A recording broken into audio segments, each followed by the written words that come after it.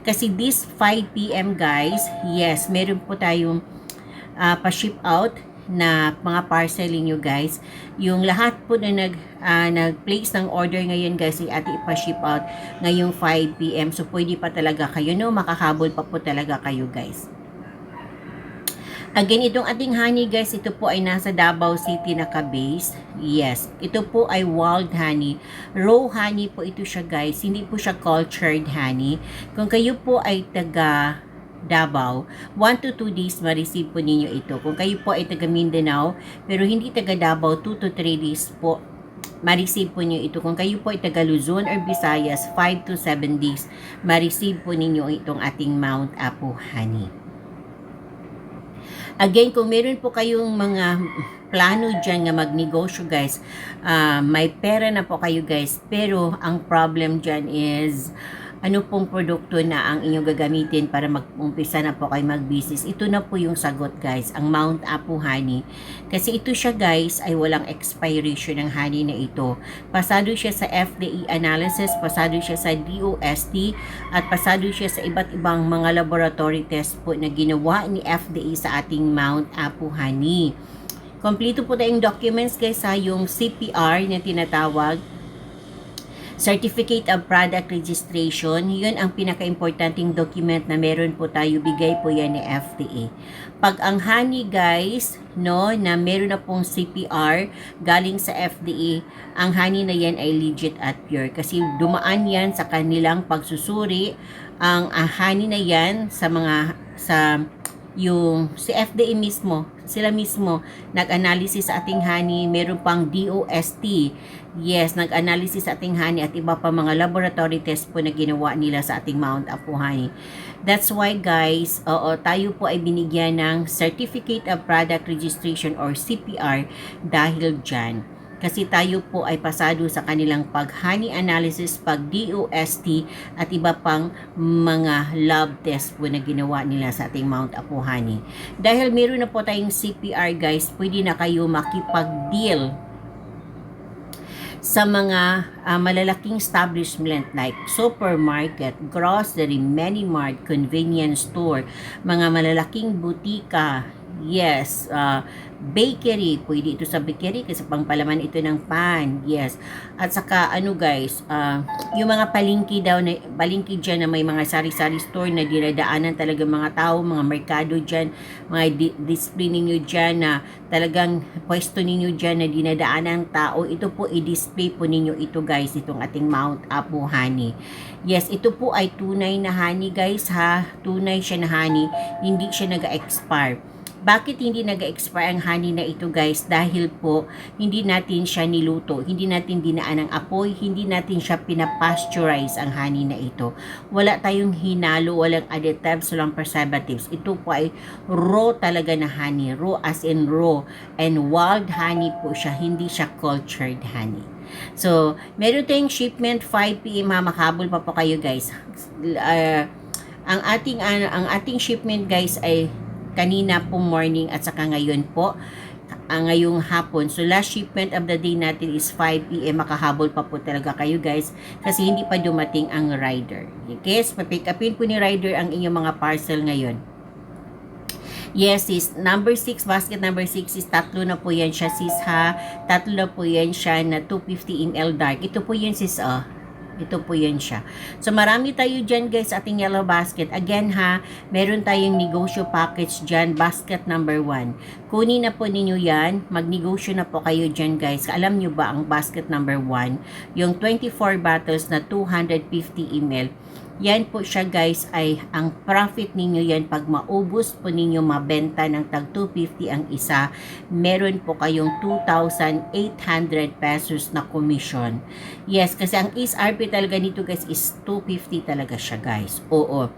And then ang babayaran lang po ninyo ni app sa Shopee dyan guys, sa app sa Shopee is 3,120 pero makaabot man siya ng 6,000 diba kung mabenta lahat na tag 250 ang 24 bottles. So, meron kayong matera na 2,800. Okay? So, yun siya. Maganda siyang kitaan guys kung kayo po ay mag-reseller. Yes, maging negosyo ninyo itong ating Mount Apo honey guys.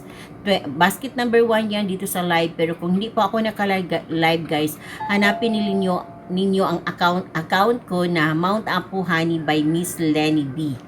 Okay, andyan po yan sa showcase. Pili lang po kayo dyan. Alin dyan ang nagustuhan po ninyo na mga bundle. At saka, importante yung mag-reseller kayo guys.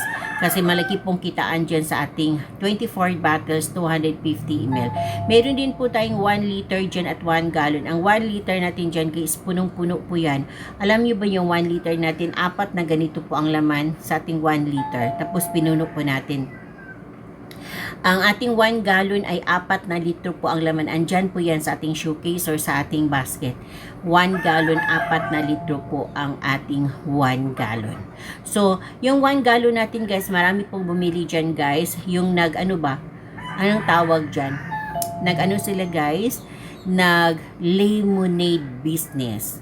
Oo, maraming kumuha sa akin dyan guys na yung sa mga stall, sa mga mall, di ba, may mga lemonade business dyan guys. Oo, ang sweetener nila guys ay yung ating Mount Apo Honey.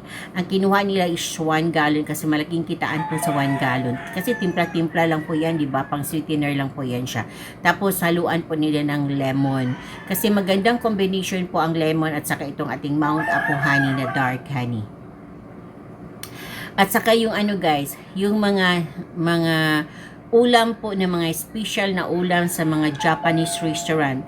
Kasi dyan po sa BGC sa Manila guys. Oo, mga iba't ibang mga dyan sa Japanese restaurant guys, ilang branches po yan. Dito yan sa akin kumuha guys. Ang pinipurchase nila tag 15 gallons, 20 gallons. Kasi yun po ang ihalo nila silang special na ulam. Yes, malakas po sila dyan kasi masarap daw po ang combination sa Mount Apo Honey na dark sa kanilang ginagawa na cooking na ulam. Okay? So, pangatlo guys, ang maganda din po sa ating 1 gallon, bakit malakas din po tayo sa ating 1 gallon.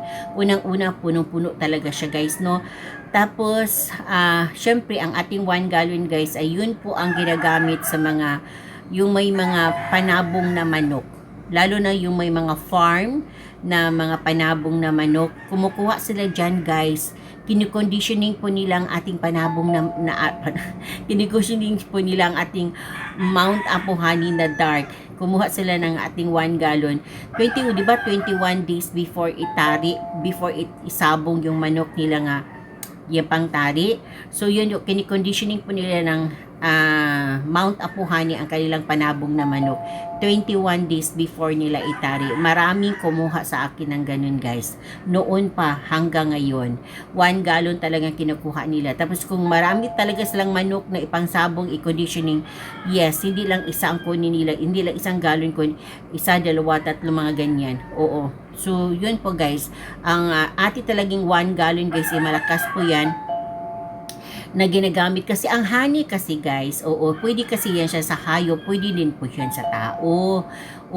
So ang maganda kasi sa ating honey guys, kasi legit siya, kasi may papilis talaga siya na galing sa FDA na tayo po ay legit at pure. Meron tayong certificate na ba. Tapos kahit i-google niyo ito siya guys, i-type niyo ang Mount Apo Honey, makikita ninyo na tayo po, ang ating Mount Apo Honey ay registered na po talaga sa Food and Drug Administration. So, yun po ang totoo dyan, guys. So, yun po ha, kung gusto nyo mag-negosyo, gusto nyo mo-try sa ating Mount Apo Honey, mag-check out po kayo dyan, guys. Kasi hindi po talaga kayo makatry, hindi po talaga nyo ito matikman ang ating honey pag hindi kayo mag-check out dyan. So, better check out, guys. Try po yung ating honey, and then, mas maganda sa pang-negosyo talaga guys ang ating 24 bottles dyan na nilagay ko dyan. 24 bottles, 250 ml. Kasi sa sinabi ko na guys, ibenta niyo siya ng 250 each. Ito po yun ha. Ito po yun siya na size. Ibenta mo niyo ng 250 pesos ang isa. And then, kasi 24 yan siya, so maging 6,000. And then, ang ibayad lang po ninyo sa app, ay di ba ang presyo dyan sa app, 3,120 lang po. Tapos, free shipping naman. Pwede naman din siya cash on delivery. So, sobra po talagang bigay ni app para po yan sa inyo. So, yes guys, grab the opportunity na merong offer ang app sa atin na ganun para po yan sa inyo. Okay?